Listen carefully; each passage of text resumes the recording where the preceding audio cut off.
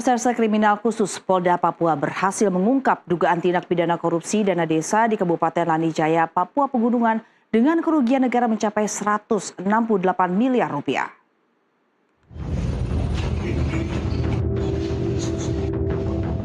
Direktorat Reserse Kriminal Khusus Polda Papua menetapkan 9 orang sebagai tersangka terkait dugaan tindak pidana korupsi penyalahgunaan dana desa dan alokasi dana desa di 354 kampung Kabupaten Lanijaya untuk periode tahun anggaran 2022 hingga 2024. Kapolda Papua Irjen Pol Patrick Renwarin menyebut kerugian negara berdasarkan hasil audit APKKN mencapai 168 miliar rupiah.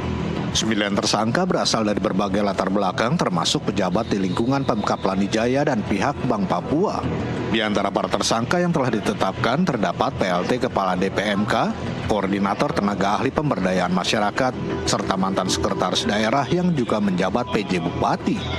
Sementara ada 3 pimpinan Bank Papua Cabang Lanijaya juga turut ditetapkan sebagai tersangka karena menyetujui pemindah bukuan tanpa dasar yang sah.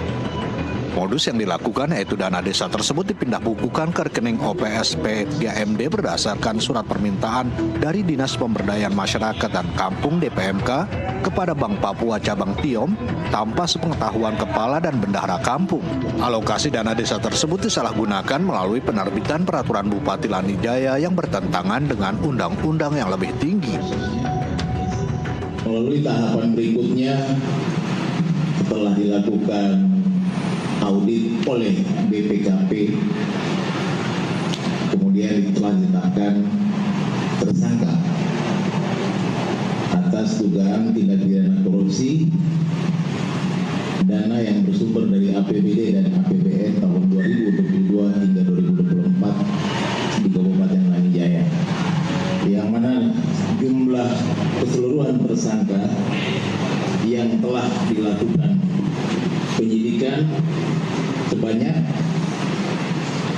9 orang dengan jumlah dugaan kerugian negara sebesar 168 miliar 682 juta 675 ribu rupiah.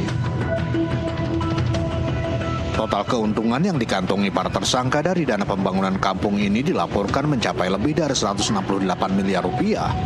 Penyidik telah menyita sejumlah aset berharga sebagai barang bukti, termasuk uang tunai senilai lebih dari 14 miliar rupiah, 4 bidang tanah dan bangunan, serta 4 unit mobil. Para tersangka kini dijerat dengan Undang-Undang Tindak Pidana Korupsi dan atau Undang-Undang Tindak Pidana Pencucian Uang. Dari Jayapura, Papua, Rifando Nai, jurnalis NTV melaporkan.